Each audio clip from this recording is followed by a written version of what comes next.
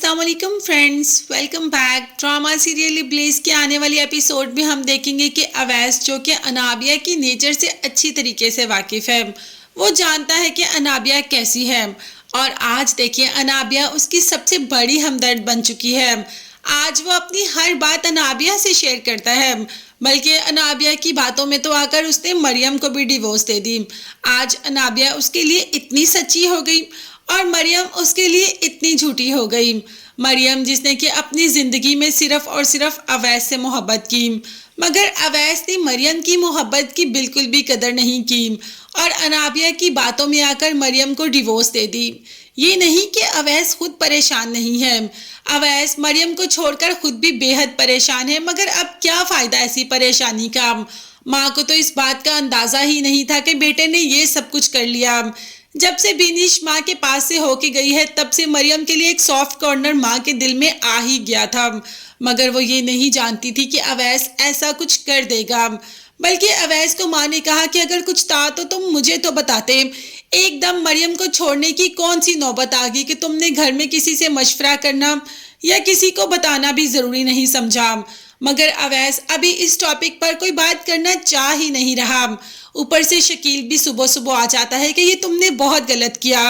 अगर मरियम से कोई गलती हो गई थी तो तुमने मुझे बताना था, तुम उसको घर से निकाल देते, यूं अपनी जिंदगी से तो ना निकालते, सारी जिंदगी के लिए उसके दामन पे एक धब्बा तो ना लगाते। तुमने मरियम के साथ बेहद बुरा किया, जबकि अवैस की बात मानने को तैयार ही नहीं कि उसने मरियम के साथ बुरा किया। उसे तो ये लगता है कि मरियम ने उसके साथ बेवफाई की, मरियम ने उसको धोखा दिया, तभी तो उसने मरियम को हमेशा हमेशा के लिए आज़ाद कर दिया।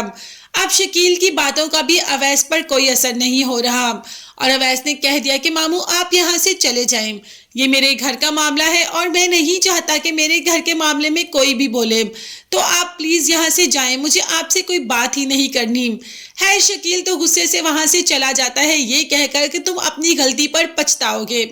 पछताएगा तो अवैस ज़रूर। अभी तो जैसे ही सुल्ताना को पता चलता है कि मरियम के साथ ये सब कुछ हो गया तो वो सब छोड़कर फौरन मरियम के पास आ जाती है, उसे दिलासा देती है, जिस पर मरियम कहती है कि आंटी मैंने तो सब्र कर लिया, मगर मेरी अम्मी वो तो सब्र करने को तैयार ही नहीं, आप अम्मी को समझाएं। जबकि सुल्ताना ने बिनिश को भी काफ़ी समझाया।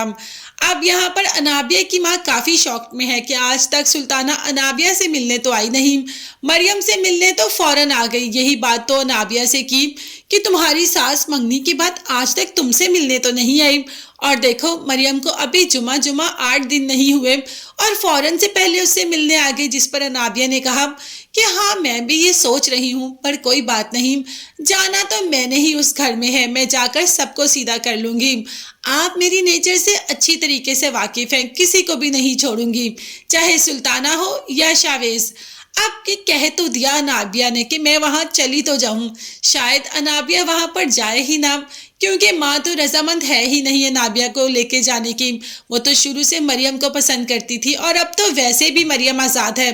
तो फ्रेंड्स मरियम की शादी तो शावेज से ही होगी और अनाबिया वो तो हाथ मलती रह जाएगी। मगर ये सब जानने के लिए चैनल को लास्ट में सब्सक्राइब कीजिएगा, बेल आइकन भी प्रेस करें ताकि हर वीडियो आप तक बआसानी पहुंच सके। अपना बहुत ज़्यादा ख्याल रखिएगा। नेक्स्ट वीडियोस तक के लिए अल्लाह हाफिज़ एंड बाय बाय।